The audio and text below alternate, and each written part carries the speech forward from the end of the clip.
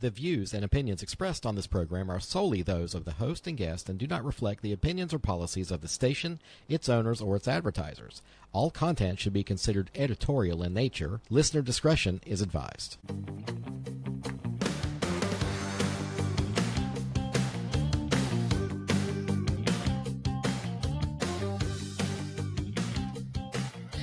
Well, everybody, good evening and welcome to the Carolina Cabinet. I'm Peter Pappas. I'll be your host this evening. We're proud to be the only homegrown conservative talk radio show in the region, and we know this is the smartest hour of radio. Our job is to give a voice to the conservatives of Fayetteville, Cumberland County, and beyond. This evening, we welcome host Mrs. Laura Mussler. Hello. Good to see you. Good to be seen. Good to be seen. Pastor Goodman will be joining us in several weeks, but he's taking a little break right now. I want to welcome our special guest, Mr. Roman Gutierrez, the newly appointed or anointed or voluntold or elected leader of the Cumberland Young Republicans. And joining us a little bit later on in the show will be Mr. Don Brown, running for U.S. Senate for North Carolina. And we look forward to hearing from him this evening. So as we dive into our show, I appreciate everybody tuning in and spending time with us this evening. Please take a moment to like, share, or follow us on Facebook and look for us at The Carolina Cabinet. You can find links to all of our shows and listen to us on your favorite podcast broadcaster. So with that, here we go. So Laura? Yes. Nice to see you after a week. I can't believe, I think I remarked already, it's been only a week. I know, it feels like a lot longer. It really does. So tonight we're going to unpack three stories that reveal how fast American politics are shifting. Number one, we have the local elections. We want to break those down. Second, we're going to talk about New York electing the most democratically socialist Looney Tunes ever. I didn't know there was a democratically socialist. Oh, Lord, these guys, I just say Looney Tunes. New York is going to soon become the epitome of FA and FO because they're in the FO portion of the FA part. And in Virginia, Republicans that nominated Winston Earl Sears, a black conservative woman, for governor. The Democrats beat her decisively while framing the race around ideology of representation. One of the first times I think Obama went and stumped against the white or the black woman. Yes. Yeah. So that should be interesting to talk about. So you want to dive right in and let's talk about what you've been up to the last week since the elections. I mean, did you take a break? Not really. We had the state executive committee meeting Saturday for the Democratic Socialists. No, they're the Republicans. I'm not a Democrat. Yes, okay, but all right. So the Republicans got together and had a little statewide, statewide thing, okay. And it was. I left there feeling great, positive. They were talking about how we've been divided in the past, but let's come together now. Let's start moving forward in a positive direction. Leave all that nastiness behind. And I was like, yes, I agree wholeheartedly. I was like, nobody can take anything negative away from this meeting. Just about the whole room agreed. Everybody was applauding. Well, not everybody, because they've already posted on Facebook how divisive and you know what's funny is it never even occurred to me that there were two negative Nellies, shall I say, behind me. I mean, I knew that they were there, but we didn't talk about them. We didn't think about them. I was paying attention to what was going on. And lo and behold, when I come home, I'm like, I love that I take up so much real estate in their brain. I think it's so flattering and so awesome. But they're talking about how we were whispering and laughing. Haven't we discussed this, though? We take up so much room in the real estate of their brains, but it's more like owning a penthouse in a Section 8 rundown apartment in Detroit, Michigan. Oof. I mean, It's not exactly prime real estate. Jeez, no. I mean, It's not, but I think it's funny that we never talked about them. We didn't discuss them. I was just listening, and then I come home to find out that we were laughing at them and giggling about them and stuff like that. I'm like, did they post on social media? They sure did. Oh, you were there. Did you hear me talking about anybody? No, but I was, my focus was on the material at hand. Right. It's funny that you say that though, because the teenage representative of the Young Republicans that stood up there and spoke actually said by 10 o'clock tonight somebody is gonna post and say something negative about the party. And surely enough, a kid is the one who called it out. Well. So, Roman, as I've said before, and I will continue to say that, it does take a village. The village is missing its idiot, and I think we know where they are. We know exactly where they're at. We have a mayor of the village idiot, so he should be happy he got elected. Self-proclaimed mayor of the idiots. That's right. And hopefully he can fact check that and he can get flushed down the commode like everybody else. So that's hilarious. I made that reference today too. That's crazy. Turn the page, flush the toilet. Either way, time to move on. So I want to bring up, let's see, I did promise to share. Let's see if my technical proficiency is going to cooperate with me this evening. I want to break down some local races. Hello. Hi. Somebody talk to us. So, put your phones on silent if it's your first meeting. Know. This is my first time. Sorry about this. It's your first time. Holy smokes! I'm new to all of this. Yeah. So technology. I brought up on the main screen here. First and foremost, we had Mayor incumbent Mitch Colvin retaking his seat against. Can I get this larger on my screen? Maybe. No, you just gotta struggle to see it because I can't see it either. You just gotta squint. That's all you get today. So Mayor Mitch Colvin retook his seat against Kathy Jensen. But, with all the lying and the fibbing that he did to the entire city, he didn't exactly blow Ms. Jensen out of the water. It still was essentially a 60-40 split. I'm just going to round up 37-40 because, we do need to take into consideration that enough people were duped to vote for and waste their vote on Mr. De La Cruz, 260 of them. There was another 56 write-ins that were, they're not documented yet, but by the canvass on November 14th, I think that list will be made available. Okay. Tisha Waddell took 44 votes. So did Mario Benavente at 40, and Paul Williams came in at 20. So you still had people that, even though their candidates lost in the primary, they still wanted to put their support behind ultimately losing candidates. So that's interesting. The thing is, I said before that a vote for Freddie is a vote for Mitch Colvin, because if you want change, you need to pick somebody that has a chance of winning. Now, rather comedically, I've heard Mr. De La Cruz refer to himself as Abraham Lincoln, but I think Abraham Lincoln had enough. Order, I think he had enough situational awareness, which I would have thought Mr. De La Cruz, being a veteran, would have understood. He does not know what situation. He doesn't know what awareness is. No, he lives in his own. He is in his own world, and I've been relatively nice and not said negative things, but I'm at the point where I'm pretty fed up. I don't think it's incumbent on any of us to have to be quiet, and we don't want to be identified as Republicans if that's who he thinks he's the scion of Republicans. I'm not that kind of Republican. I'm going to be reasonable and listen to somebody else's voice. So there's that. District 1, Kathy Jensen's old seat, was taken by Stefan Ferguson, previous guest of the cabinet. And he did 56-42 against Mr. James Thomas. If y'all remember, James Thomas was a very young man. He was very much involved. I think he did a lot of work with the Fayetteville Cumberland Youth Council, I think. And he's just a very bright young man. I think we have to look back at the younger generation and think maybe they're not all doomed. He seemed like a very energetic guy, and I could appreciate that from him. Now, Mr. Malik Davis retook his seat very easily against Gail Morfesis, 68-31. Antonio Jones, there was no surprise there in District 3, City of Fayetteville. Mr. Jones had been appointed to that seat before. Yeah, that was pretty tight, though. I mean, only 400 votes separate them. But I guess if you're only getting 2,000. Well, let's see. I mean, so District 1 only had about 1,900. District 2 had 2,200. I just think it's fewer people voting in District 3. Yeah, that's kind of a bummer. Wasn't that Miss Waddell's seat? I think Tisha was in that district. Could be. Because I think Antonia was appointed after she resigned. So. No surprise in District 4, DJ Hare versus Stuart Collick. Have you ever met Mr. Collick? Has anybody ever seen him? No. Neither have I.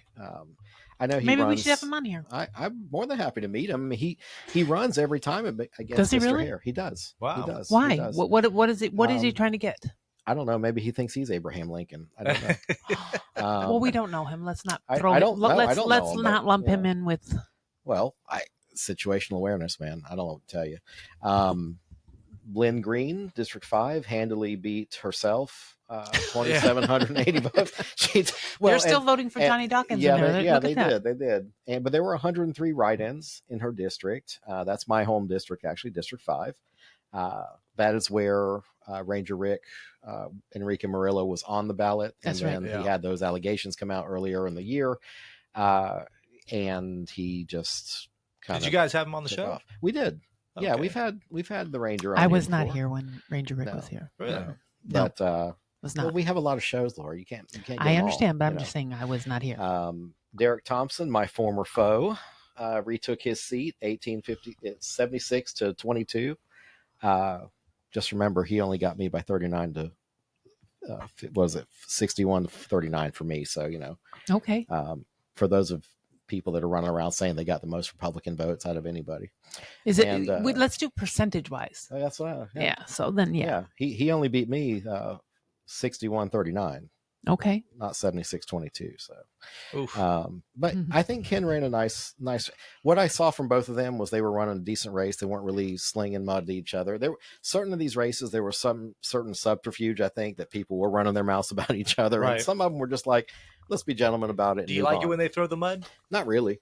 Not at this level. Really? Not at this level either. At this level, if you think that the potholes are partisan, and you're playing House of Cards, you're in the wrong business. Go run for Senate. That's right. It's now District 7, Brendan McNair retook her seat 77 to 22% against Kathy Greggs, former guest on the show as well.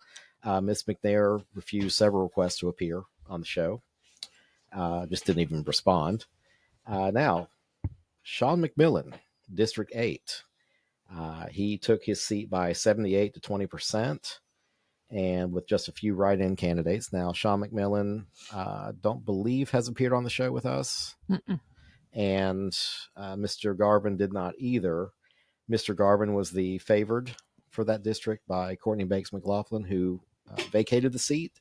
I think that was who she endorsed. Really? Yes, it was. I was going to say, there's no way, because Sean is all over. While I don't agree with his politics, he does a lot for the community. He is everywhere all the time. Well, and that's precisely the good point. See, whether I agree with him or not 110%, he's a well-spoken, well-researched guy. He is. He's very knowledgeable. He has a lot going for him. Mm-hmm. I've had a lot of people off the side tell me that despite what I perceive as Sean's activism, right? Because sometimes these activists scare the hell out of me. But Sean, from what I've been told, will read the packet, do the research.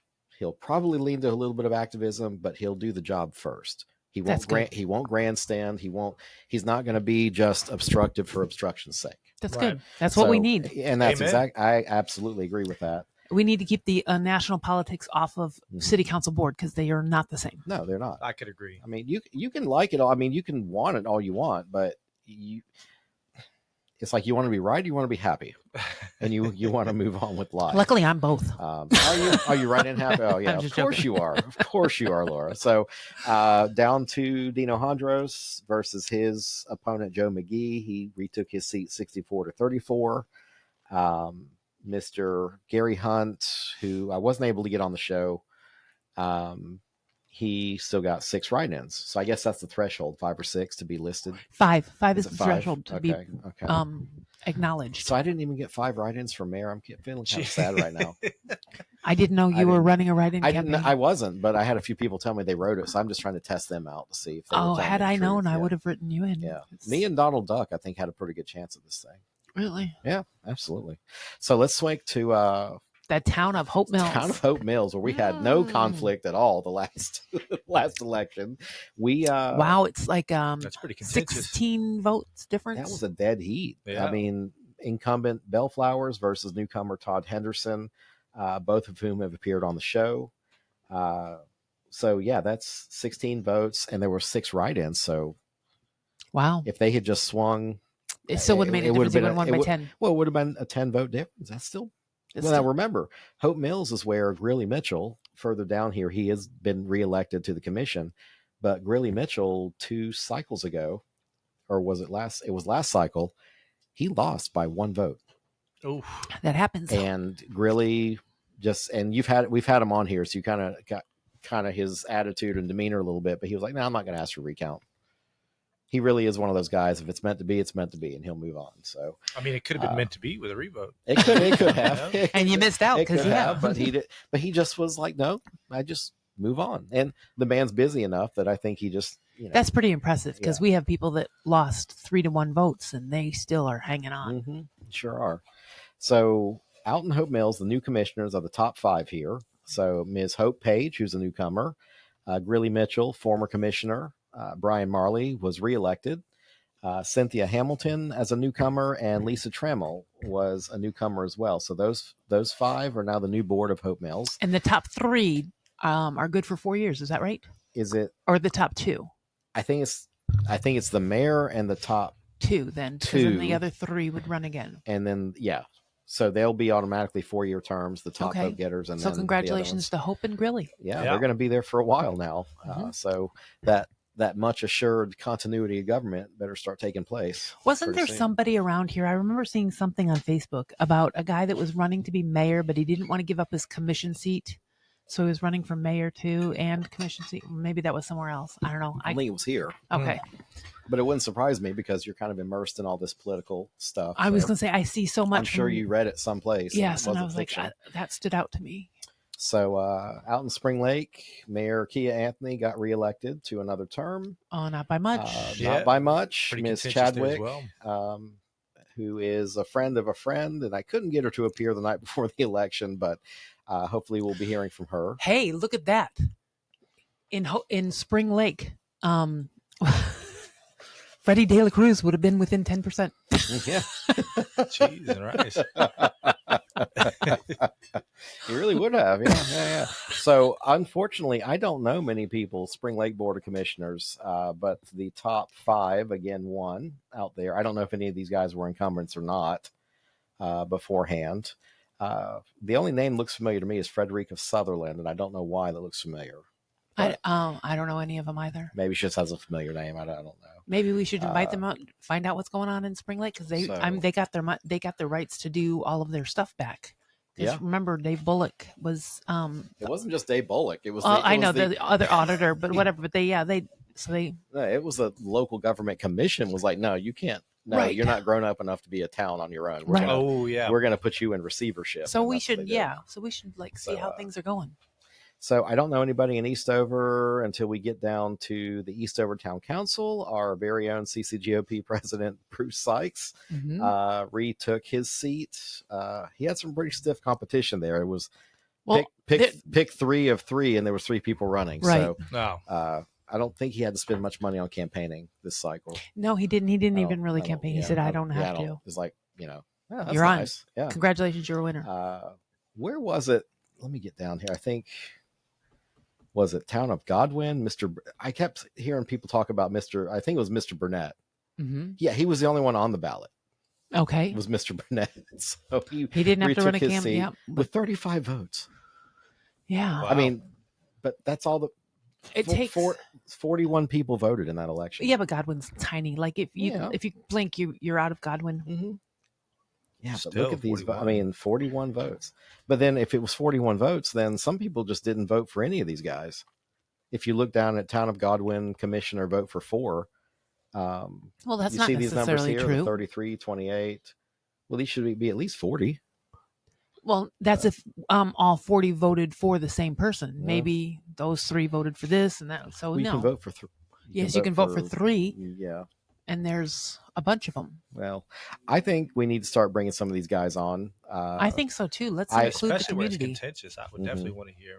Well, I want to hear how Mr. Burnett, Willie Burnett, possibly fought off his contender. Yeah. I mean, come on, that's 7-1 over there. So, but no, having run for commissioner and meeting some of these guys out there, if you want to know where small town America is, go to Wade, Stedman, Falcon, Eastover. You know, it's happening in our backyard. These guys, they're having town meetings. Their budget might be $100,000. See, to me, that's just as important as great as Fayetteville City is. Yay. Mm-hmm. They're part of the county.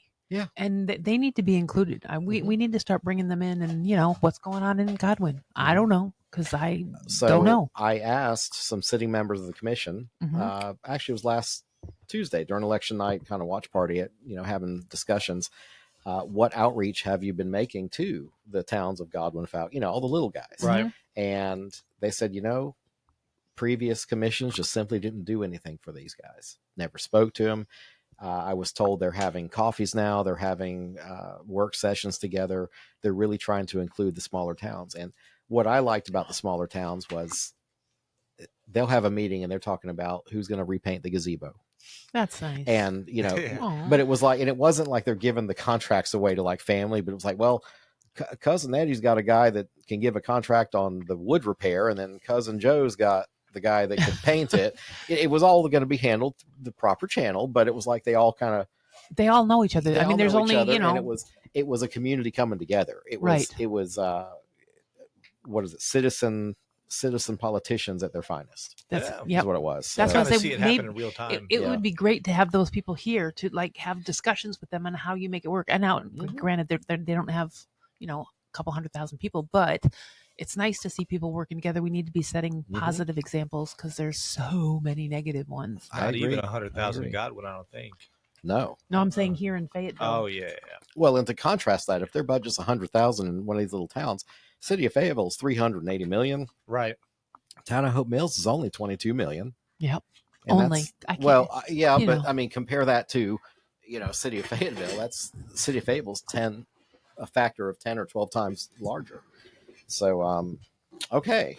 So that takes care of the local. What commentary, what would you like to add about local elections here in the city of Fayetteville? I mean, any surprises? Were we surprised by any of this or any of the behaviors? No. Incumbent is the strongest word in politics, right? So I just kind of had a feeling Mitch McCullough was going to take it. Kathy was a good alternative, but I didn't see a whole lot of difference between the two platforms. So, you know, what was really going on there, you know? Right. But yeah. Well, and I think Miss Jensen, she was a victim of being lied to, number one, right, by somebody that she'd been mayor pro tem for 2 or 3 cycles. Second of really, all, what was the lie? Yeah, well, Mitch said he was not going to run again. Oh yeah. So she stepped down from her seat where she could have. So think about the order of and things. See, you happened. say we don't sling mud. You know what I mean? Well, they don't sling mud. They just lie to each other. But you know, for him to confide in her and say, you know, hey, I'm not going to run again, and then 2 months after that, announce to the city, I'm not going to run again, June 11th or something around there, and then 15 minutes before the window closes, did he grandstand? He calls Mayor Pro Tem and says, hey, I'm going to file for mayor, so why don't you file back for District 1? Oof. And she told him no, as she should have. But the victim, I think, here is the citizen. We didn't turn out enough of our neighbors to make this a worthwhile race. If you get any kind of voter turnout below 18%, you're guaranteeing that incumbent has a pretty good shot of retaking his seat. Yes. Okay. Mathematically, it was impossible for Kathy to win if that voter turnout didn't turn to 18 to 22, 25%. There you have a chance to win over enough votes to see some change. Gotcha. Whether there's a big difference or not, I said during the primary that there's only 3 or 4 adults running for mayor, and I included the incumbent in that. I said, look, whether you like him or not, whether you like Kathy or not, but then there's Tisha, Kathy, Mitch. Did I include any other adults in that? I don't think. No, but I think that was it. But that was more, my adult thing is more about who can lead, who can walk into a room and shake hands with the guy that doesn't look, think, or act like him. Okay. And run a meeting and stick to Robert's rules. Go ahead, Laura. I will say that Mitch is, I give him lots of compliments just because he can. He to me presents as a leader.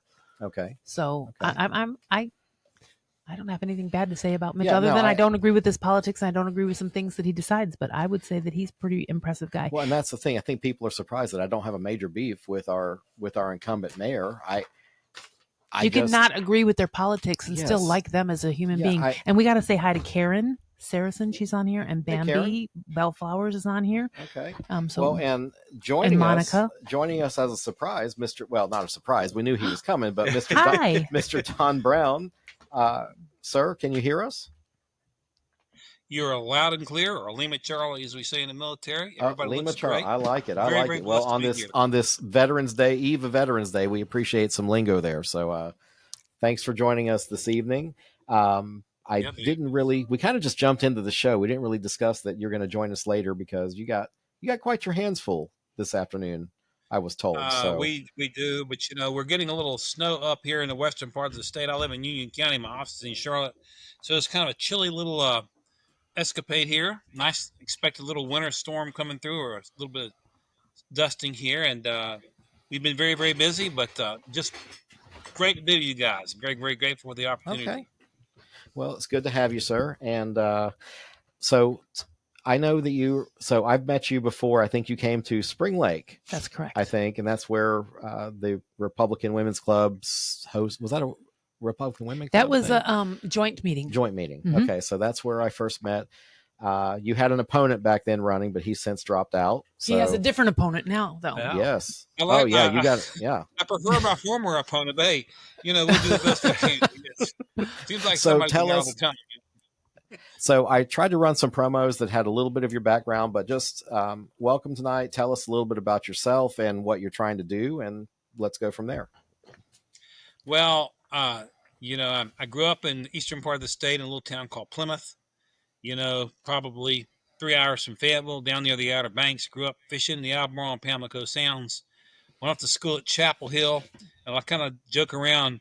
I came out more conservative than I went in, proving there is a God, Went to the Navy, went to law school. Yeah, right, exactly. Although, frankly, we've got a really good chancellor there now, Lee Roberts. And, with God, all things are possible. And he was out there defending the flag when Hamas tried to take it down. So went into the Navy, spent really 16 years, 5 active, 11 in the reserves. And got out and went into private law practice, but kept my foot in the military and did some things working with rules of engagement. It turns out, we had Chopper shot down in Afghanistan in 2011. We lost to 17 members of SEAL Team 6, 30 Americans. It was a disaster. And got really close with some of the Gold Star family members and worked on that investigation, met Pete Hegseth through that, and got involved in some work with the guys that had been prosecuted under Obama's rules of engagement. Got involved in some medical freedom stuff going after the jab, and one thing leads to another, and here we are. So that's my story, and I'm sticking to it, guys. Okay. So what on earth, because you're a very experienced and busy attorney, what possessed you to say, I'm going to run for U.S. Senate? And let's say that Tom, just if I may, real quick, Tom Tillis has decided not to run, which has opened the seat up. So for those people that don't know, just in case. Well, that still doesn't excuse what kind of malfunction had in his head of why I'm going to go right. Let me tell you what's funny, guys. We've been in at least 65 counties, and everywhere I've gone, I've joked around. I've asked for a psychiatric referral. Why would you do this? And last night we were actually in Buncombe County. We've been to Buncombe County on several occasions, and there was a conservative patriot psychiatrist in the group, so I finally found one. It's interesting. It's interesting, Tom. Well, I never thought I'd be doing this. I did run for Congress 2 years ago, jumped in very late. Matter of fact, jumped in on the Wednesday before Thanksgiving for a March 3rd primary, which was insane. We finished in the middle of the pack, and this thing comes up with Tillis. And the thing that kind of got it started, I was having a number of my opponent's supporters, including Congressman Mark Harris's supporters, encouraged me to do this, and still was not going to do it really. As I mentioned to you, I worked with Pete Hegseth a lot for 2 years, battling rules of engagement issues that Obama had put into practice. And they were really putting the lives of the Taliban ahead of the lives of Americans.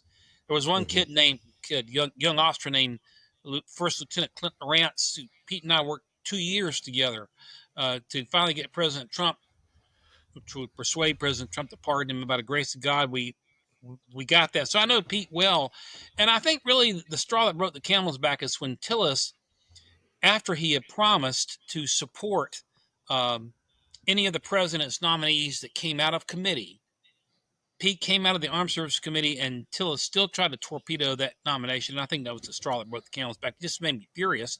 He had taken out, or subsequently took out, Ed Martin, the original U.S. Attorney nominee for D.C. We've got a very good one now with Judge Janine, but that's kind of like what got me into the race. And I think Andy and I both had agreed. We became friends on the campaign trail.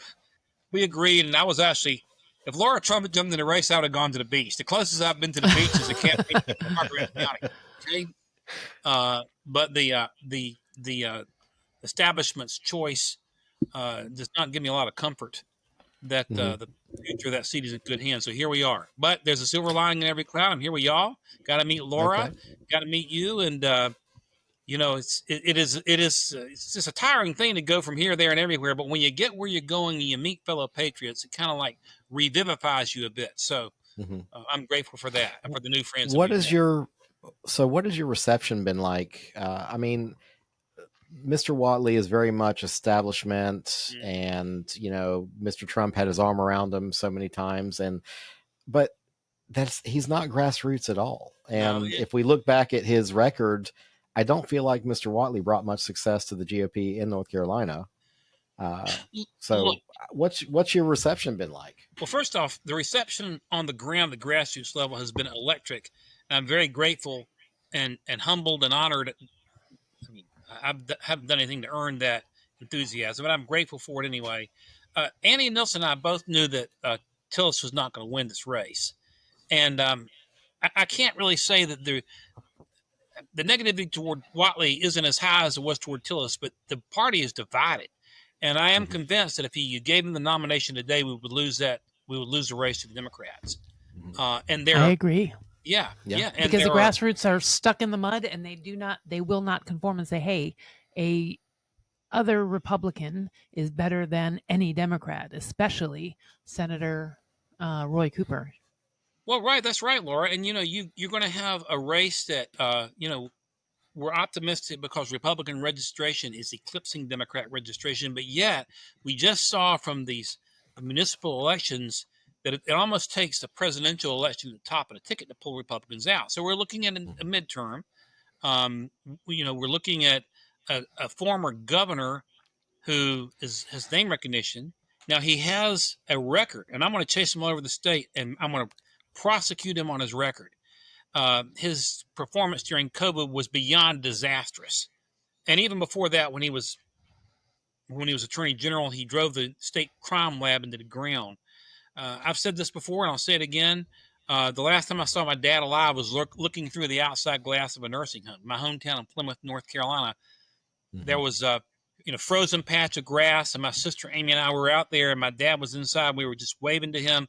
It was Cooper's unconstitutional mandates that kept us from our dad and kept thousands of elderly North Carolinians who were dying away from their family members. And there was never any logical reason for it, never any health reason for it. It was largely a scam from the beginning, and I'm going to hit him on that. He drove the state into the ground. Look what he did to the public education system during COVID.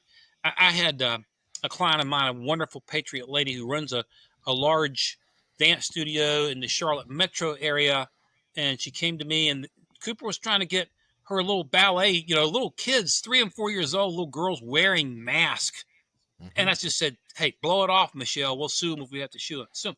But, I mean, he's done a lot of damage. And when he was going out of office, New Year's Eve, before Stein comes into office, he commutes 15 murderers on death row. And I just say, think about the animal that murdered that poor girl in the Charlotte Light Rail arena. Think about that animal. Cooper, he commuted the death sentences of 15 murderers just like that. How do those families feel? We're going to chase him down, remind him of his record. This guy can be taken down. I don't believe that he beat Pat McCrory. When you look at that race, McCrory was ahead, and all of a sudden the vote theory starts showing up from where Durham County, probably the most corrupt Democrat machine in the state. So, there's a way through this. We got to get past Whatley first. There's a way to do it, and by the grace of God, we're going to keep praying and working, see how it turns out. Mm-hmm.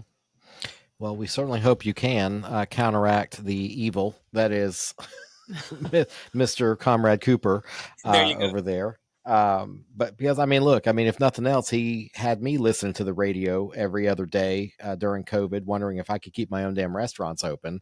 Right. I remember sitting in the parking lot with no other customers in the lot. And I'm sitting outside on the AM radio waiting to hear, is he going to let us open this week, or what's going to happen? And we forget very easily, I think, how much we let these guys have control over things that we should not have. And if you remember those, go ahead. I didn't mean to cut you off. Go ahead. Oh, no, it's okay. Go ahead. Well, I was just going to say, if you remember those press conferences that he and Mandy Cohen did, you'd see them put their mask on before they walk out, so they weren't even practicing what they were preaching. And of course, that guy, virtue signaling, Marshall right? BLM. Mm-hmm. Yeah. Oh, yeah. Right. Exactly. So he does have a record. We're going to hit him hard. I mean, we're going to hit him so hard he won't know he won't know where it came from. By the grace of God, if I get the nomination, he's going to feel a rocket up as what. We're going to hit him and remind him and prosecute him and chase him out of the state and remind North Carolinians what he did to the state. And I think it's been too close to that disaster of a record he had for people to forget. And I think he's going to go down. Mm-hmm. Now, I don't want to sling mud. I don't like slinging mud. She lets me do that. Well, I entice it though.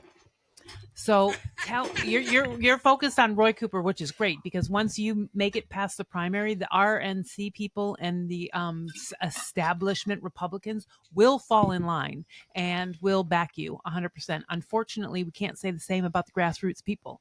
They'll be protesting or whatever. So let's get you past Whatley. Why you and not Whatley?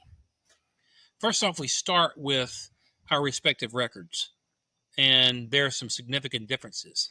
I'll start with medical freedom. During the COVID movement, I don't know if I shared this with you, Laura, but I got into a public debate with a guy named Jerry Valancourt, who was the voice of the Charlotte Hornets, play-by-play voice. And he'd been a friend, liberal as the day is long.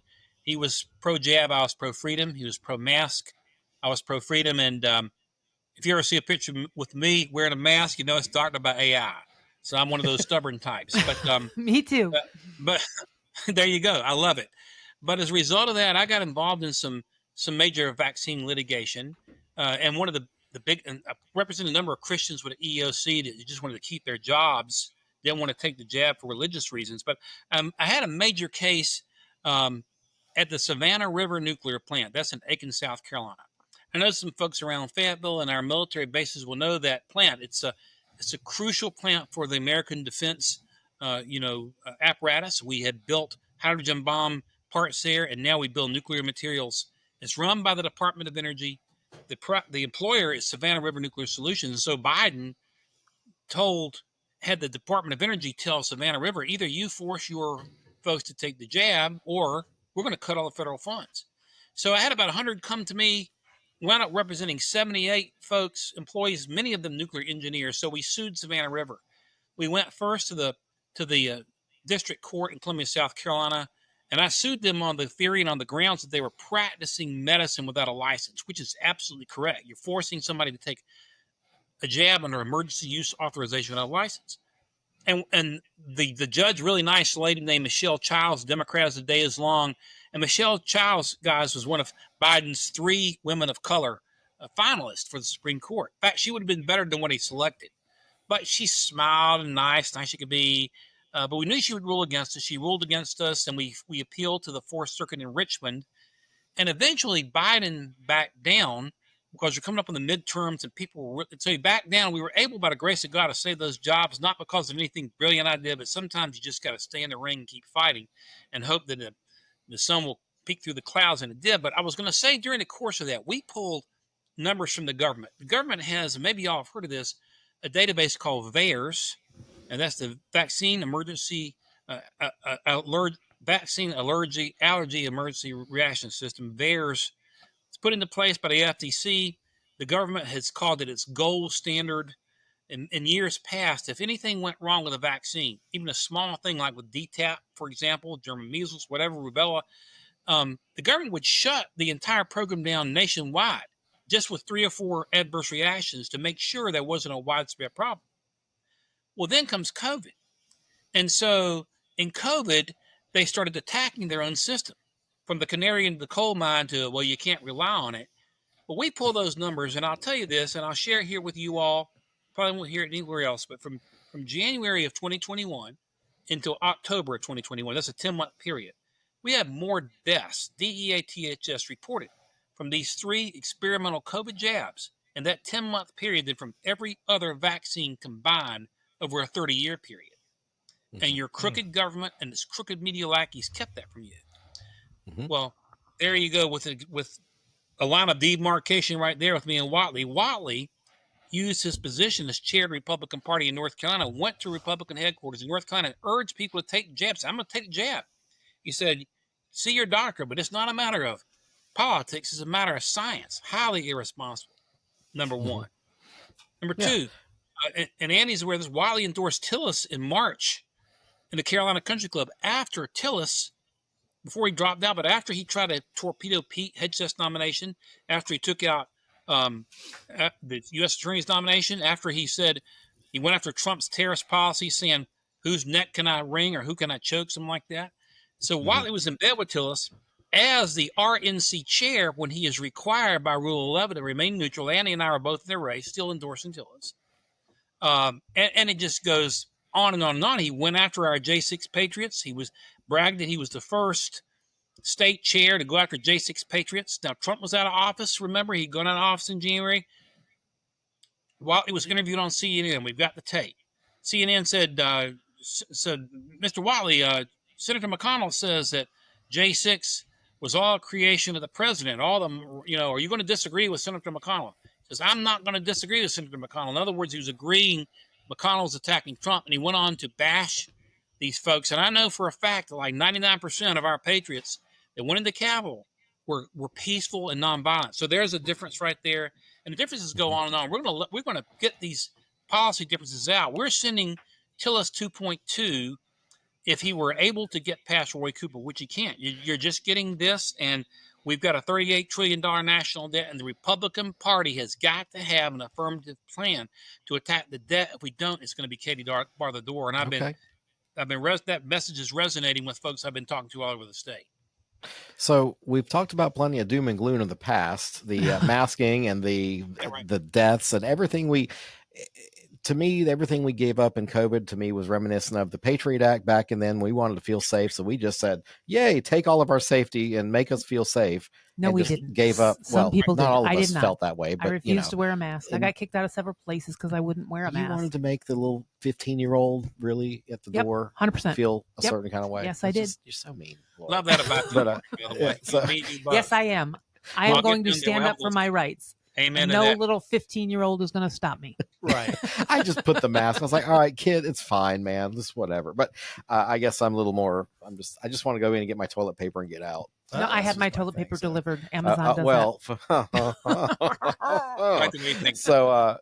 So we've discussed a little bit about the past, and Mr. Brown, I didn't ask you how long we can keep you this evening. I know you had other places you needed to be. He was on Newsmax tonight, or he's going to be on Newsmax, and he's going to be. We're all done. And you're going to be here in Cumberland County tomorrow night. Yeah. But y'all go ahead, Larry.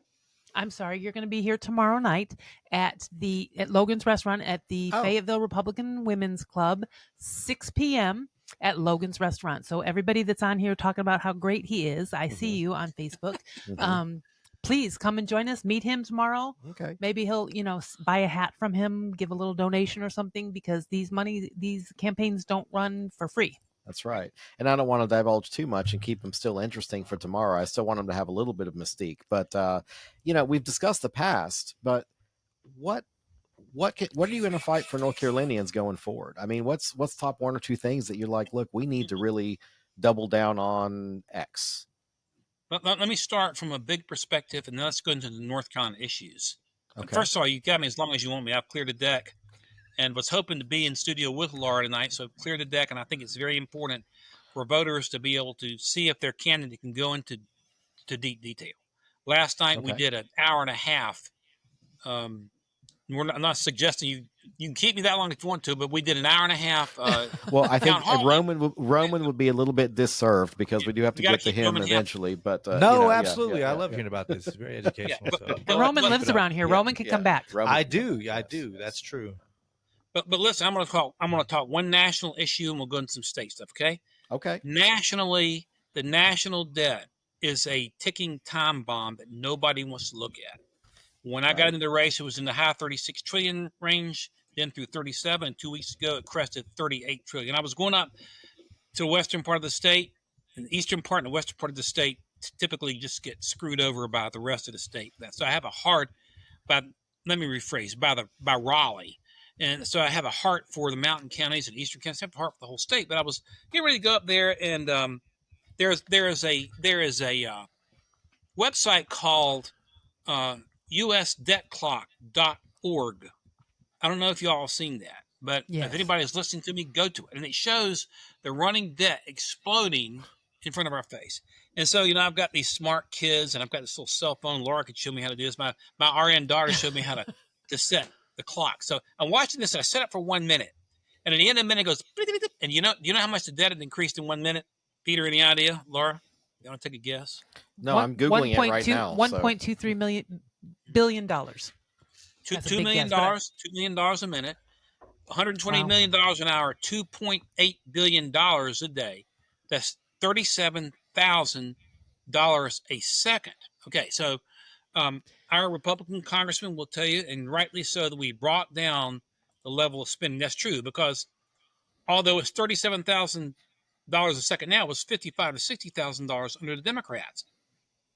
But see, the problem is, when we look at every great civilization in the history of the world, they all had the currency that everybody wanted. The Romans had the denarius. The Spanish had the peso when Columbus discovered America. The Brits had the pound sterling, which gave way to the dollar at Bretton Woods. And when those currencies fall, nations fall.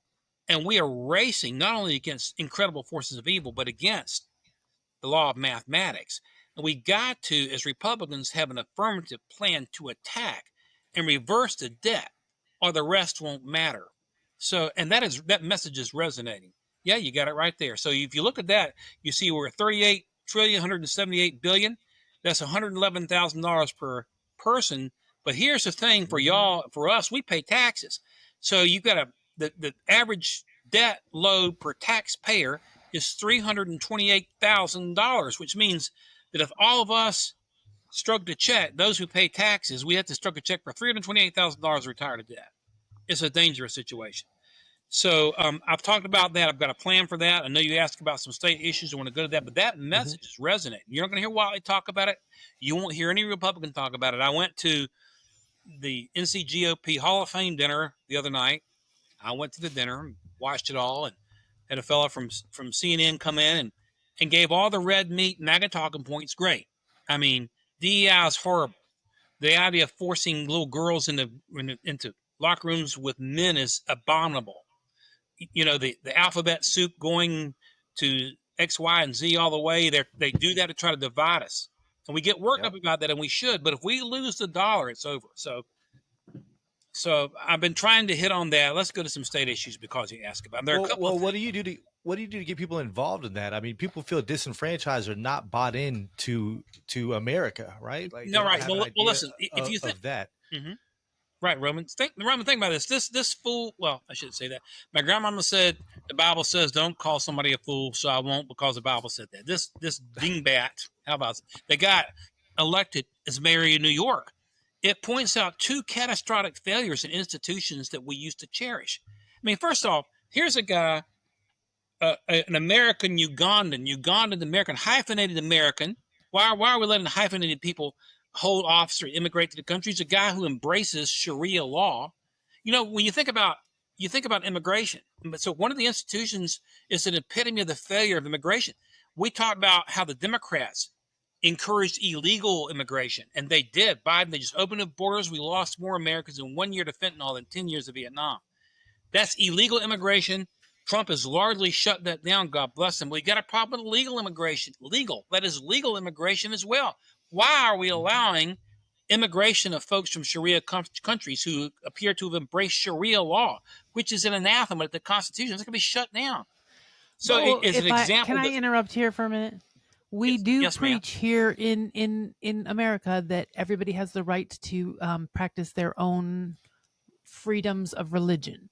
So while you're criticizing Sharia law, that is what their beliefs are. So, I always play devil's advocate. I'm the troublemaker. I apologize. She really is. I mean, I'm glad you do, because I'm gonna gently push back a little bit. Why is Sharia a religion? Let me ask you that. Who says it's a religion? Let me ask you this.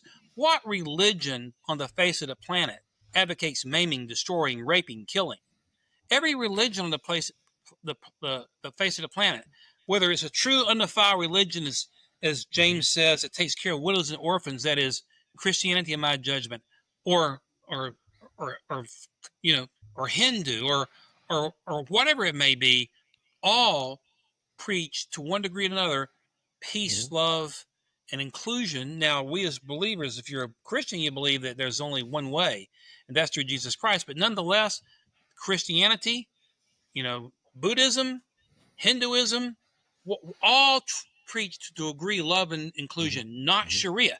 So you're correct. The First Amendment protects religious freedom in the very first thing. But I challenge any philosophy that is an anathema to the United States Constitution. See, the very Constitution, Sharia law is that. It's a law. Right. It's a bastardization of the Muslim faith, the Islam faith. I mean, having my producer here in the corner who is from Pakistan, right. You know, he doesn't seem like a Sharia law kind of guy.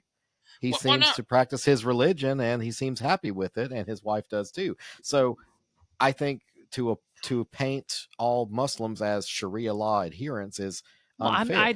That's not what I was doing. Not that you were, but it's like, look, the Sharia law is as much bastardized of the Islam faith as those crazy old guys in Montana preaching super Christian crazy fundamentalism. We have crazies in all of our major religions. Well, you don't have crazies like you do with Sharia. I'm going to push back. No, they kind of. I think it's still missing the point to where young Americans, 18 through 40, that's who the Young Republicans represent, they don't feel like they have a stake in America, and that's where they're willing to let somebody with a voice like that come in who's promising something that they can just have or be given out to them, because they don't see a space to necessarily earn or receive that. And how can we change that? How can we massage that message? First off, Roman, you're correct. And I started this by saying that Mondami is a failure of two institutions. Legal immigration, we've got to vet for Sharia. And no, there are wonderful Muslims that don't adhere to that. But we got to vet for it better, number one. Number two, it's a failure of the educational system. You take the Bible out of school, you take the Ten Commandments out of school in 62 and 63, and then you combine that with failing to teach American exceptionalism.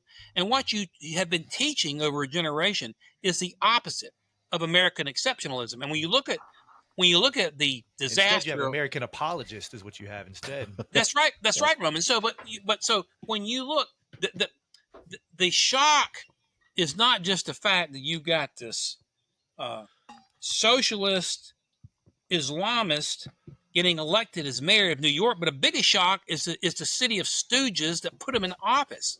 And that's the product of a generation of educational failure. And you see the failure of the education. First, let me be clear. I love teachers. I love teachers, nurses, and coaches, probably more than anybody. I told Andy, I love coaches. Teachers, nurses, and coaches can really affect people's lives. But when you're teaching anti-Americanism, America bad, it isn't just that after these standards rammed down by the federal government, it's not just that reading, writing, and arithmetic and our math scores have dropped against our Asian competitors. But more than that, it is the morality that has dropped that allows this type of election.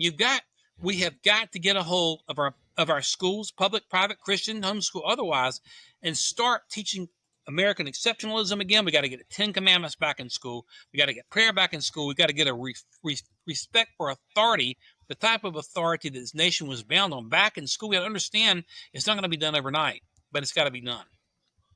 So I think it's funny that the young people believe in socialism these days until it affects them. When they say, okay, well, I want you to go to work for 40 hours a week, but I'm going to take your pay and I'm going to pay this person who stayed at home. Like, well, why don't they just go to work? Right. All of a sudden, socialism isn't so great. You're right. So, and when you start seeing your paycheck taken, and the city of Charlotte just passed a transit tax because, first of all, as far as I'm concerned, they can shut down the light rail in Charlotte. It's become a cesspool, a magnet for vagrants. You shut it down. But city of Charlotte, they don't want you, Laura, if you were crazy enough to go ride the light rail, they don't want to pay themselves. They want to tax you on a sales tax so they don't have to pay. And the more and more and more they take, the worse it gets. And so a lot of kids going to work, they are seeing that for themselves. But back to an earlier point, we should be teaching American exceptionalism. We should be teaching against socialism, teaching against communism in schools. And again, there's not going to be a quick fix, but those of us, you all have microphone and a platform, and you're doing a good service. We just got to continue. I mean, I believe the truth will set you free, and the truth is more powerful than all the garbage they put out there. All we can do is just take it one step at a time. Well, I still have faith in the American system, whether some people maybe have lost it. Do you remember, or are you familiar with American writer George Will? He had a column in the Washington Post since '74. Now, he was recently on Bill Maher's Real Time with Bill Maher, and he basically said about Mamdani, quote, "I want him to win. I think every 20 years or so, we need a conspicuous, confined experiment with socialism so we can crack it up again." So and he's 84 years old. He's seen a couple of things. I think that's pessimistic sort of view. I don't know. I think he's exactly right. Well, I think he'll be able to shift blame. No, I think that if you're going to be that stupid and put this guy in power, then you deserve to be cracked. Well, it's going to end up being Trump's fault, just so you know. That's what I mean. Mamdani will shift blame. It'll shift blame. Go ahead, Don. Let me ask this question. From a national standpoint, I apologize for interrupting. How did that work out with Obama? Okay? How did that work out with Obama? How's it working out with the... He did. Yeah. Right. So George Will, he's getting a little older. I've been a fan, but my goodness. I wasn't a fan of Bill Maher until recently, and all of a sudden he's turning conservative and being vilified by the far deep left. He is not turning conservative. He is still a Democrat. Still very much a liberal. But the Democrats have gone so far to the extreme left that he seems like a reasonable person, and we as Republicans are like, holy smokes, he's making sense. What do we always say about Democrats? The Democratic Party left their own people. I agree wholeheartedly. He's in a ratings game. I think he has appeared or started to come over a little bit to the right, and that's maybe to appear. No, he's still very. Laura's right. I mean, she's still on the whole. He's really not conservative, but it's for sure. He's more traditional Republican. Democrat. Traditional Democrat. He's not that extreme, and that's what I always felt confident. And that's 80% of us were okay. Yeah, that's what I say. The same exact thing that most Democrats think traditionally. However, the people that they're putting in as their representatives are going so far and not representing, because I apologize, I'll never call you my leader. When you get elected as a senator, you're not my leader. You're my representative. Yes, you are my representative. We have a leader, and his name is Jesus Christ. Amen. I follow him every day. Amen. So he is my leader. But as a representative, the Democrats need to get people that represent their beliefs and stop all this craziness. But he is representing the beliefs of New York City. Or at least 51% of the voters there. Mm-hmm. Unfortunately, and Laura, you're right. They've done stuff of 6 times voters, man. It was wild up there. No, what is it? Chicago vote early, vote often over there. Well, no, and Don, you used this terminology earlier in the episode here: canary in a coal mine. Yeah, right. And is Mamdani the beginning of a trend, or is he the canary in a coal mine to remind people, well, this isn't going to work? I think unless we get control of illegal immigration, he could be a canary in a coal mine. You know what I mean? You don't what you don't want, and no offense to your producer, and I've got many Islamic friends, and I'm not casting aspersions, but I've been. Now I was in France, in Paris, the night that President Trump was inaugurated the first time. Why would I be there? Well, there's a party in France called the French Nationalist Front Party, run by Marine Le Pen. And they were so excited when Trump was elected the first time, they wanted an American delegation to come. So they invited a former congressman, a general named General Vallely, invited an admiral, former Admiral Ace Lyons was commander-in-chief of Pacific Fleet and a Trump biographer. And Admiral invited me to go with him to kind of be his aide, And Admiral's wife got sick. He couldn't go. But he wanted me to go. They wanted me to go and read the Admiral's speech. We go into this 5-star hotel, Hotel Orleans, and I'll never forget this, Laura. I've never shared this with you. When Trump was being sworn in Washington in January 2017, I'm in France in this large hall with these French dignitaries. The chief of staff of French Air Force was there. There were many members of the French Parliament, the European Parliament. They were all conservative. And I'll never forget, Trump made the comment, of course, they could all understand English. He said, from this point on, in his inaugural address, it's going to be America first. I'm going, holy, how is that? Those folks were burst out into applause. And you would think, well, that's counterintuitive. No, but they were looking for someone to initiate border control, and they thought that he would lead the world in that. And the next morning after the swanky ceremony, they put us into a bus and took us out to Saint Denis. That is the Cathedral Saint Denis is the Catholic Westminster Abbey of France, where Marie Antoinette and Louis are buried. And we go there and have this big soiree. And after we try to get out, we couldn't get out. Our cab driver wouldn't come in.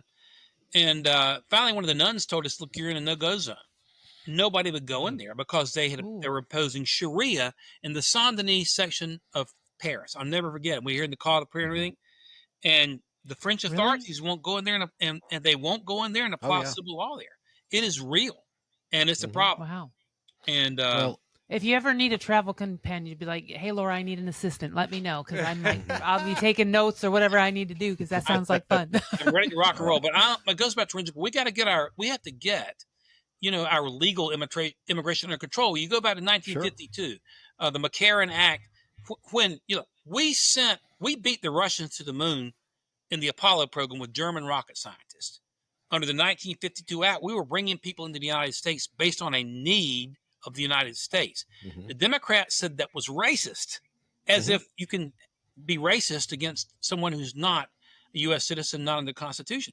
So in 65, they passed a new immigration act, the Hart-Celler Act, in which they reduced the number of European immigrants. They looked to third world countries, and that's when they put in block immigration.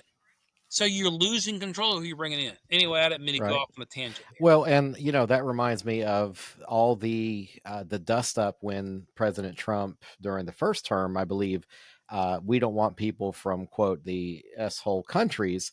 And it's like, so that's what he said. But then I'm starting to think about this America first when it comes to border control. When did it become, embarrassing or against yourself to say, hey, let's put ourselves first, because the United States is the scion of freedom and the democracy throughout the world.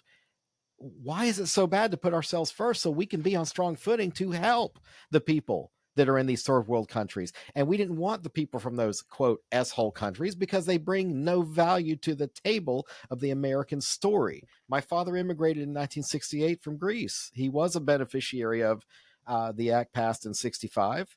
Greece was a very impoverished country. But at that time, those guys came over and busted their ass. My father also from Portugal. But now we have people. I can't convince my cousins to come over here from Greece right now because they look at me like I'm crazy. They can retire as teachers at 45 years old with the full pension. Why the hell should they come over to the United States and work 80 hours a week? They're not stupid. Right. But so I don't see where, the left has run away with this whole, attacking of what Trump said, putting America first. How dare you? Well, we are Americans. And honestly, this is a country. And if you think because I always say, we talk about the trillions of dollars we're in debt. We need to break it down to so people can understand how much money that is. But now we've got this country. Now let's break it down into your household. Right. Whose household are you looking out for first? I earned money. I don't just give it all away and not pay my bills. I look out for my household first, and I put myself in a position where I can help others to do better after I'm okay. So that's what we need to do with our country also. My grandfather said, you'll always have beans to eat in this house, but if you want steak, get to work. That's right. Yeah, right. But somehow we bastardized that into thinking that's some kind of negative thing about our neighbor if we put ourselves first. And if you think about it, just to tie this all in about what's going on right now, 42 million people are on the supplementary nutritional program. Well, it's supplementary to getting eyebrows and lashes done. That's exactly right. Holy smokes, I saw that too. But 42 in the land of plenty, we have made it. It's like a crime to require people to work. And Laura, that is wrong. You bring a fundamental point of discussion that needs to be discussed. I mean, this whole shutdown started because the Democrats wanted to push SNAP benefits for illegals. Okay. Well, first of all, you raise the question, why are we spending on money on illegals? But above and beyond that, SNAP benefits being food stamps. When are we going to ask the fundamental question, Why is the federal government in the food stamp business to begin with? It is not constitutionally authorized. If the state wants to get in the food stamp business, that's up to the state. That's what federalism is about. But we as Republicans have to ask some hard fundamental questions about what is that. We've got to return to a federalist vision where we reduce these programs because they're driving us into bankruptcy. And I'll tell you, go ahead. I do agree with that, except for the fact that we're in that cycle where we are. And I have come up with what I think is an ingenious plan, if we could implement it, is saying that, okay, you don't have an education, or you do have an education, or whatever. We're going to pay for your college at a local community college to get a 2-year degree. We're going to pay for your food, and we're going to pay for your rent for 2 complete years. Fully. Everything. You live for free for 2 years. At the end of that 2 years, you get 1/4 benefits for 6 months. So you have to go get a job, but you get a little bit of help to start it up. And then you never get another benefit for the rest of your life. You have used up your usage. We've given you an education. We are furthering the country by educating and getting people to work. I'm like, heck yeah, I think that's a great idea. If I do say so myself. I'm sure there's like some details that we need to figure out. We need to build some of that out a little bit. I like the basis of that says, here we go. We'll help you get a hand up. And now we're going to teach you how to fish. Now go fish and don't ask me for crap. Well, I agree with that, Laura. I mean, look, think about it. This country, the greatest country on the planet, the greatest experiment that we've had in human history recorded. And so what is 10 cents or 5 cents out of our paycheck, the largesse of this country, to make sure that our lowest, most vulnerable can eat and go to school and have the opportunity? But at what point do we shut it off? That's why I say you give them a time limit. And at that end of the time limit, if you don't do what you need to do to get ahead, not my circus, not my monkeys. It's not a lifestyle. It should be a hand up, not That's a hand out. It's a supplemental. It's a time to help our country get ahead. I do want to draw to one question in the chat. Okay. Mr. Brown, you can't say that without explaining to those who don't even know what a federalist is from the chat. That's true. So let's talk about federalism for a minute. And how can you sum that up for our audience here? First off, I'm just Don. My daddy was Mr. Brown. He went to see Jesus, but I'm just plain old Don.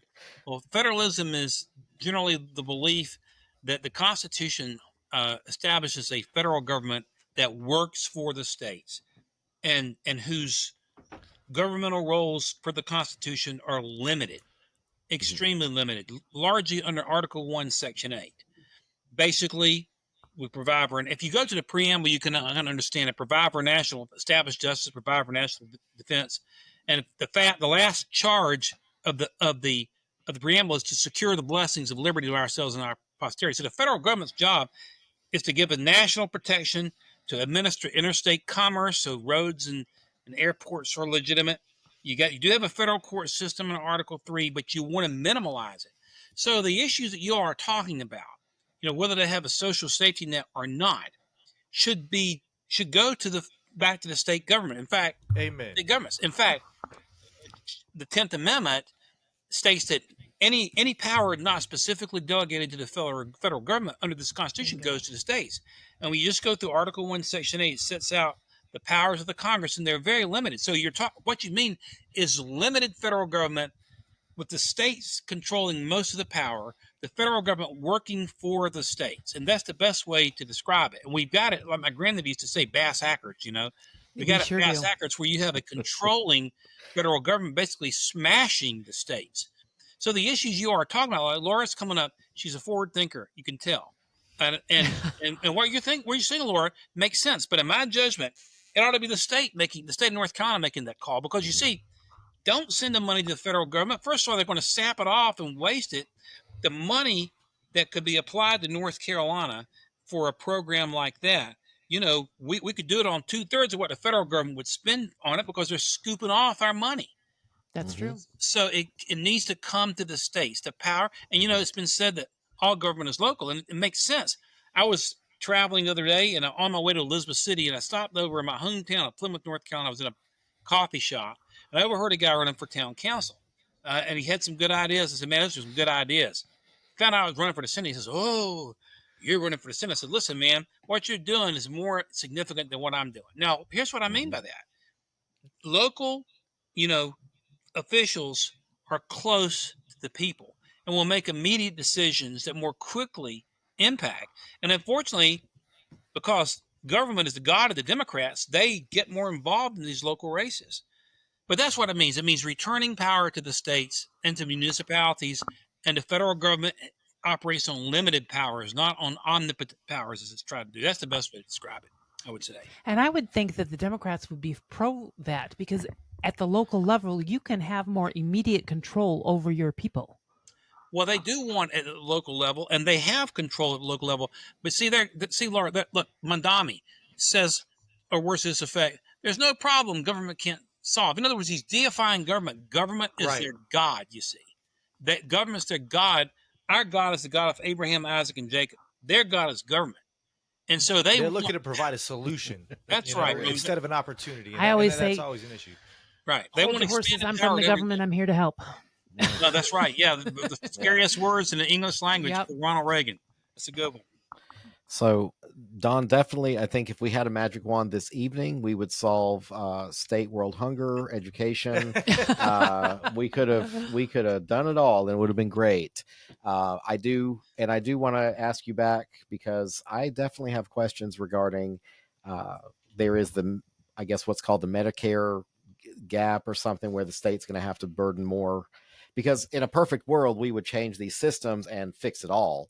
The problem is we have a system that's already kind of up and running, and we have to feed this beast. President Trump came up with a solution. I posted it on Facebook. So he was saying, instead of giving these supplements to the insurance companies, let's give it back to the people. And what he means by that is, when you open up and make it into a free market, and you give subsidies to the individual instead of the insurance company, the individuals can shop for their medical care.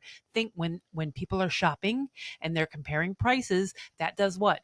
Brings the prices down. You get more things when you see what's going on, as opposed to, I spelt it all out on Facebook. You say that. Follow me on these Facebook. Are the same I'll tell people that order the $28 DoorDash taco instead of going to Taco Bell. No. What I'm saying is individuals, not. I was going to say, hey, I've delivered DoorDash too, but I'm not saying. Y'all making me hungry. Hey, where's my DoorDash right now? I'm saying, what he's saying is supplement to each person instead of to your county government or whatever. Here you go. Here's the supplement based on whatever it is, that the criteria. But now you're shopping for your insurance. Now your insurance company has to provide a service for you, as opposed to a jet for the guy that runs the company. It's a fantastic program. I'm sure they have to work out the kinks, but it sounds a couple of. I'm sure there's a few kinks. There's always a kink when it comes to the federal government. Don, I had a question for you. How are we going to return blue collar jobs back to, especially around Fayetteville? We're right here, 295, I-95. You would think distribution centers, we wouldn't rely so heavily on Fort Bragg as income. And even to speak to something like Laura was just speaking about having a type of thing that you could essentially invest in local apprenticeships and things like that, that would be incumbent on us bringing in these jobs, and us not just specifically, worried about contracting and things like that. So how can we bring those in? What can we do to inspire that? I mean, I know you want to cut things like federal, or thank you very much, spending, so that, there isn't so much bloat, but that specifically would be helpful to the area. It's a great question. And to a degree, it depends on which job sector we're talking about. Let's talk about agriculture, for example. Okay, I grew up. My granddad was a tobacco farmer. I worked on the farm, poking tobacco in the barn, priming tobacco, slopping hogs. I was in Belhaven on the 4th of July, the invitation of Representative Keith Kidwell, who is the chair of the Freedom Caucus in North Carolina General Assembly. And let me give you a story, and I'll come back to the question, Roman. I was there, and we were in the 4th of July parade, which is the oldest and largest in North Carolina. And afterwards, they took us in, several of us who were in the parade. Matt Causey, the insurance commissioner, was there. Dave Bullitt was there. Keith was there. Took us in, and we had lunch at Newman's Seafood. They've got a processing plant there. And when we were there, it was a great spread, fresh seafood. And I was shocked, absolutely shocked, to learn that the fish that I used to catch as a boy in the Albemarle and Pamlico Sound, like rockfish, flounder, herring, I would be prosecuted for if I caught those fish today. because of NC fisheries. We're talking about the shrimping ban. No, right, yeah. I'm taking a stand on behalf of the shrimpers, but and then you look what's happened to family farms. Laura was talking a moment ago about having options, and she's absolutely right. This little cell phone here is an amazing thing. I've used it for show and tell once already, but when I was in school in Chapel Hill 100 years ago, as I say, coming out more conservative than I went in, my daddy, pick up this. We had a thing called a landline. Y'all are too young to remember that, but it was actually a landline without it. And I would call home my family in Plymouth, and I'd run up a $50 phone bill. And my daddy would about kick my butt. Well, fast forward to 2000, last year, the Trump administration, first time. My son is in Kandahar province, Afghanistan, with the 82nd Airborne, and I'm doing FaceTime video calls with him for nothing. Well, the reason we're able to do that is because something called antitrust. You see, Ma Bell got busted up. And Roman, I'm a proponent of antitrust. In fact, going back to Laura's comment earlier, I've advocated and will continue to advocate. Blue Cross ought to be busted the hell up as far as I'm concerned. There ought to be options and we're talking about cost of living issues here and jobs, but there ought to be options for you to go out and shop medical insurance options just like you can your auto option. See, antitrust came in under Teddy Roosevelt, and I'm a believer that big is bad. Whether it's big government, the bigger it gets, big corporations, the bigger they get, the more. Except Amazon. I love Amazon. Yeah, well, Amazon. Well, we'll give you a break on that one. We'll give you a break on that. But even Amazon has some competition. But see, you've got to use, in my opinion, antitrust to bust up some of these agricultural conglomerates we got. And for the idea that you've got Chinese owning land around Fort Bragg is an abomination. So I favor, if you're from a country that starts with BRICS, these nations, Brazil, Russia, India, China, South Africa, and 30 others, you're trying to bust up the U.S. dollar. Let's go in and take that land back from these foreign entities and make sure that land's safe in the farming industry, that North Carolina farmers get the first shot at bidding of that land. It's a national security question. So depending, Roman, it depends largely on who we're dealing with, what sector or industry we're dealing with. But take farming, for example. The EPA has lost its mind. They've got a regulation they call WUSA, Waters of the USA. And these green nutcase people came up with this idea of protecting certain type of fishes and stuff. And you're looking at rivers and streams, like you can only catch flounder 1 month a year now, or a couple of weeks in a year now. They're not really in danger, but they just make crap up. But it's gotten so I've talked to farmers who can't even move ditches on their own property because of these environmental regulations. So we have got to identify, whether it's farming, whether it's fishing, what it might be, we've got to determine what regulations in each of these private sectors are harming those sectors the most and go to war against those regulations. Like President Reagan said, we've got to get the government off the backs of the people. You get the government off the backs of the people, give us a chance to breathe, and the private sector will take care of itself. But I'd like to see antitrust used in an aggressive manner against large conglomerates. And I'll say I will be swinging the bat for that, to try to help small business and help small farms and help our fishermen, because it's a matter of national security and our economic survival. I think that was Sanderson Farms that opened up on the Chinese market. Yeah. That was it. Well, so Don, I'm going to put up your website here. I just want, that's not it. Hold on. FRWC meeting. It is November 11th. Okay, that is valid tomorrow still. night. Tomorrow night, so again, for everybody that's watching, this is Don Brown will be here tomorrow night at Logan's, 6 p.m. And in the meantime, please do some homework on Mr. Don Brown here, donbrownfornc.com. Don, it was a pleasure having you. We're not going to solve all the world's problems and ills this evening, but I do want to have you back. You got a great platform, and you're fired up and ready to roll, and I can appreciate that. Thank you, Peter. Thank you so much for coming, Don. Yeah, thanks for coming out, Don. I look forward to shaking your hand tomorrow and hopefully doing some work with you with the Cumberland Young Republicans. Thank you. It's been my honor. Look forward to being in Cumberland County more. Appreciate you all. Hope we can do it again real soon. Okay. God bless, brother. All right, sir. God have a good evening. Thanks for being here. Yeah.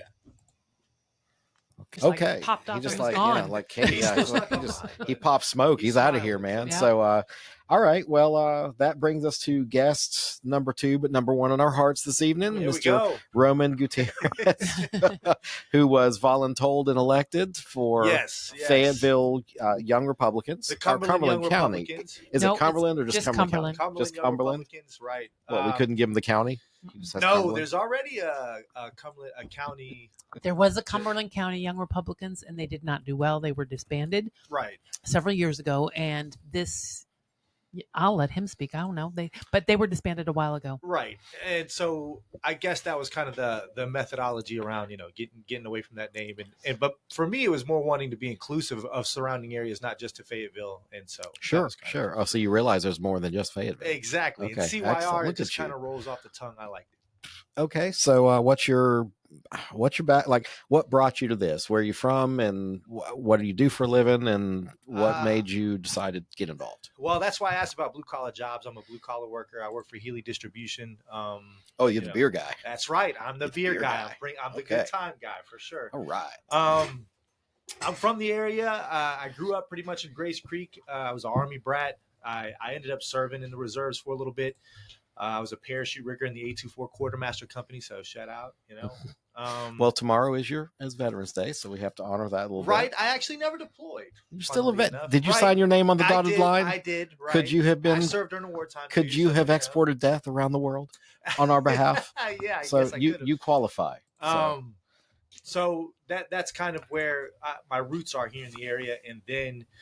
After Charlie Kirk, for sure, I was looking for a better way to get into it, and really, I was always interested in the topic, and just wanting to be to be trained on the local politics, because I think that has the most impact, and everybody kind of gets drawn in by national topics, but really to have that effect, it's got to be local.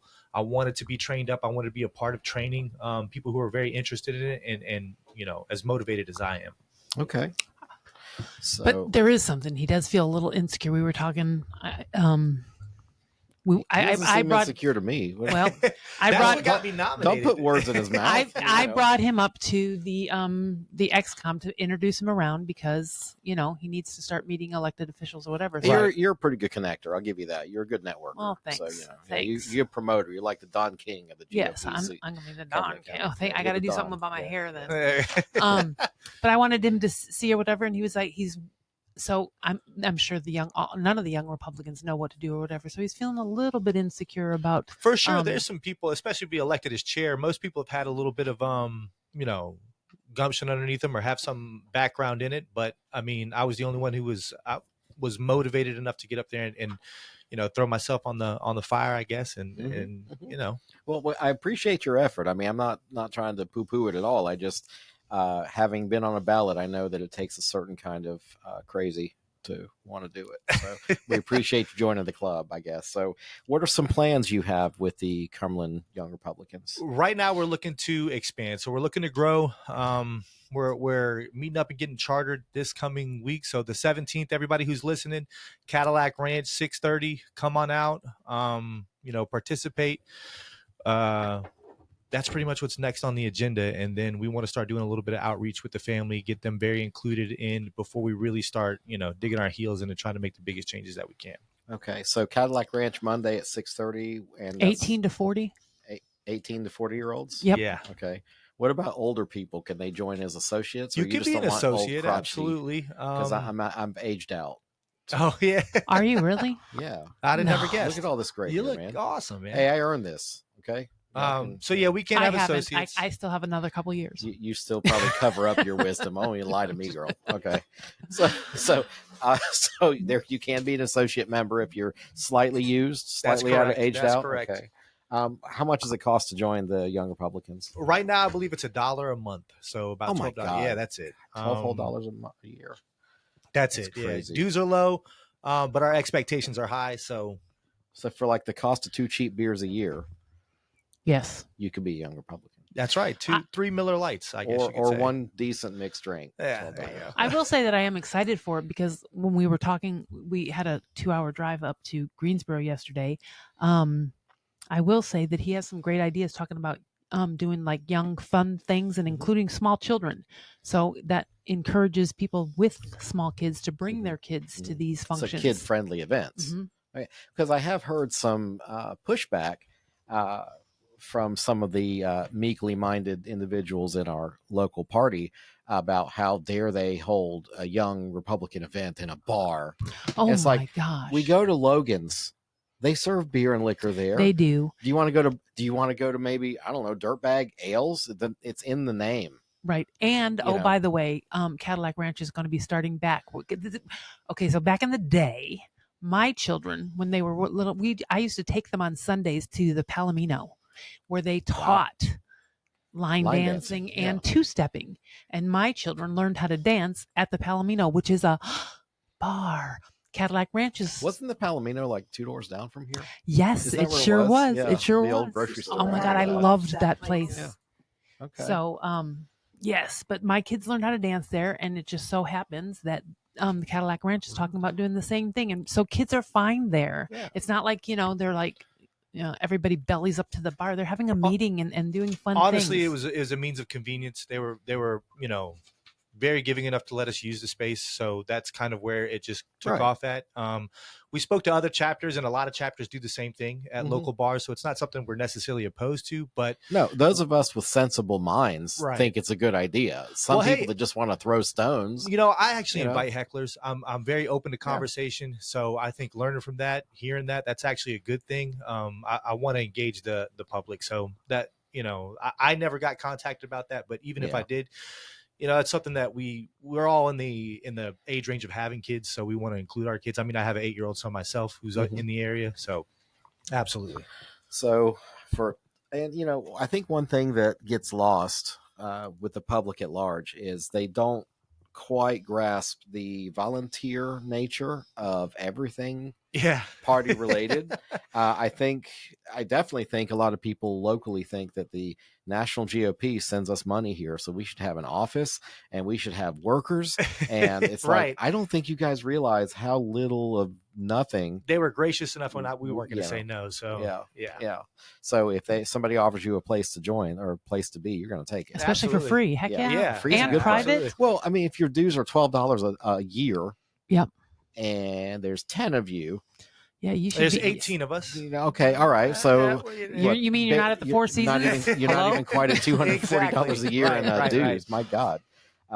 So I think it's important more that we meet regularly and network with each other and try to find some common ground, so that when it's time to run campaigns and candidates who are worth a damn, that have a platform, can ask for help.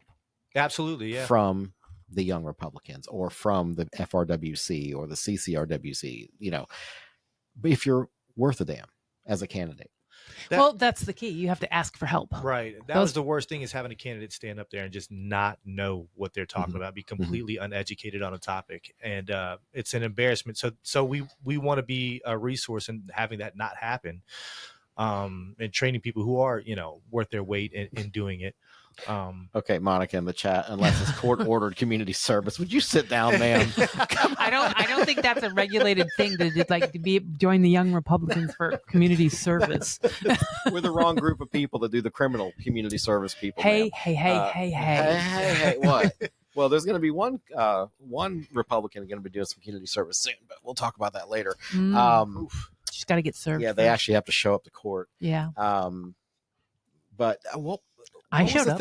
So the thing about SNAP benefits, and I asked this question before, maybe somebody's heard about this.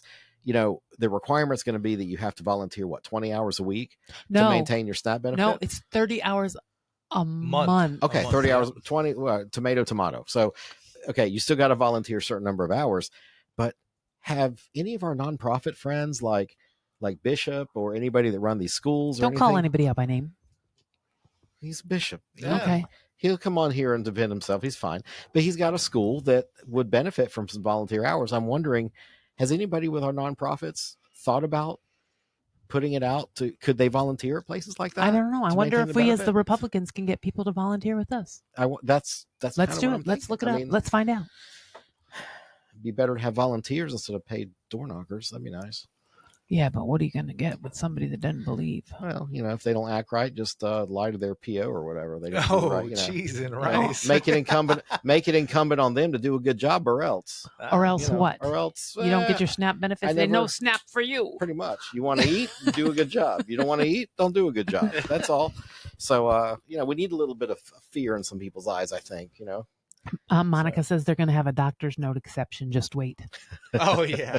I'm sure there'll be a disabilities thing. The same doctor that gave them that cannabis prescription, I'm sure. Yeah. Same guy. But sometimes community service is a joke, though. No, 911 is just a joke. That's the song. Okay, well, whatever. You just show you got a friend that has a thing, but like, hey, sign my community service. I was looking at the positive. Maybe we can engage people. It really wasn't about the free labor. It was more, could we get more engagement from people? That would be great. Need to do community service, and maybe you'll find 3 out of 10 that are willing to come around and help. Absolutely, you're ambitious. 3. I mean, even if you just get 1 2 and a half. Okay, thank you. There you go. I won't say 3/5 of anybody, because then that's bad, according to Monica. She says they'll call that slavery. So anyway, Monica said it. I didn't really, anyway. I've got a bum leg. I have diarrhea, she said. All right. Well, anyway, Roman, I'm not here. I'm really proud of what you're trying to do. I really am happy to hear that. And so you're planning some get-togethers. Yes, absolutely. Any organized outreach yet? Do you have any plans for anything you can talk about yet? Or not still yet. Yeah, still very much in the infant process of it, but we have some strong support and some people who are well withal. We have a lot of people have already reached out and said, "Hey, man, we're here as a wealth of knowledge to help you kind of get started." So we're looking forward. And this coming month, we're going to be putting out a lot. So I'm already working on our social media. So just stay active, stay looking, and you're going to be seeing a lot of things coming out of us. Excellent. And when's your next meeting, and who's coming?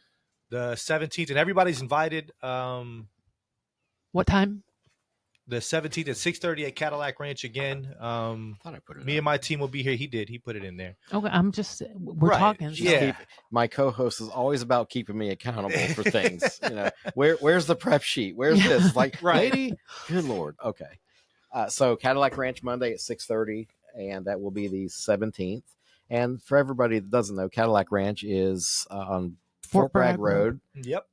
Across from the best sandwich in town at Baldino's Sub Shop. I like Baldino's. She got me there. What did you say? You were bringing Baldino's? I will be happy to take your lunch money for any meeting that you have. Oh, okay. They usually do pizza. Usually they're big pizza. Well, pizza's cheap and easy. But if you want something that's going to last, you got to. I heard you're cheap and easy too, though. Sometimes it depends. If the lights is low enough, baby, let me tell you. So. You know what? I really am a Rodney Dangerfield kind of character. I get no respect up in this piece at all. Oh, no. Let me tell you something, Peter. You are one of my favorite people. You are generous and kind and smart alecky and funny and all of it. This is her making up. So we're not. Absolutely not. On thick. Yeah. Yep. No. Well, Laura, I don't know if we don't really want to talk about. We talked about Mom Donnie enough. I think tonight. So too. I may the odds be ever in your favor with that clown. I'm just going through my notes here. I don't know. The government is opening up. Possibly. Yes. Possibly. So, okay. I'll bring that up for a moment. So that's exciting. That is. Yeah. Well, okay. So I have liberal friends. Okay. Right? I know that's a shocker, but no, absolutely not. I received a compliment in the last couple of days from a person that runs a community watch in Fayetteville when I ran for city council. She's always been very supportive of me, and it was weird when you get support from different quarters, and she said, yeah, but you always talk to everybody. Right. That's why you did well. And, because I would just, are you the top vote getter? I definitely received more votes percentage wise than any of the Republicans that ran this time. So they still can't, they can talk about me, but they can't beat me.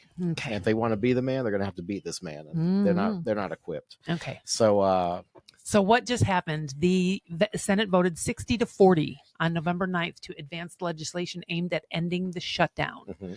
Now that doesn't open the government.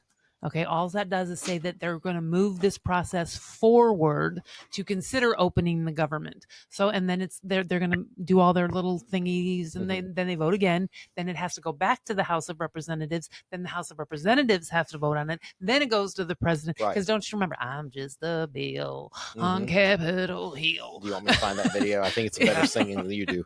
I'm sure it does, because I couldn't carry a tune in a bucket. What I was going to mention about my liberal friends that I do, they're pretty, some of them are pretty dear to me, just because we don't agree on the politic in general. But wasn't like we needed 6 Democrats, or was it 8? It was 8. Okay. So now that those 8 have decided to come over and reopen, or make the moves to reopen the government, immediately I started seeing memes about how we need to vote these people out. Right. And it's like, wait a minute, is compromise not the most American Yes, it is. of delicacies? I mean, is that not what makes us who we are to continue? And I want to say most of the 8 are retiring too after this term, so I think they threw themselves on the fire, and that was kind of. But is it really necessary to throw yourself on the fire to do the right thing by the damn people of this country? I mean, look. Nowadays, Democrats yes. quoted as saying, "This is the best leverage we have." And you're a Democrat voter, and you think these people care about you? Now, I have no presumptions that everybody in government cares about me. Okay, it's kind of like thinking the stripper likes me for me. Right. Okay, yeah. As long as you're putting ones, as long as you got a wad of ones in your pocket, she's gonna love you. But so I don't have any presumption that anybody really cares necessarily about me. The Republicans don't care either. Just so I think it's pretty fair. universal that it's hard to distill it down to they care about you or you. They care about us in general. Yeah. But I just feel like how audacious it was for these Democrat senators and congressmen to be like, oh, this is great leverage. Right. This people starving is great leverage. I actually felt the other way about it. To say it was great leverage, to see all the outrage from everybody, or just, what it had done to individuals with being laid off, their SNAP benefits. Look how much you're relying on the federal government. Now imagine overspending and running out of money. What's going to happen then? This is why it shows you that we really do need to act now. We need to do something. We need to be fiscally responsible. So it's all about framing. And I don't think this was framed well, maybe on either side, but I tell you what, I wouldn't have known that there were 42 million people on SNAP benefits if we hadn't. So there are some things that good things that have come out of this. I wouldn't have known that 2/3 of them were overweight either.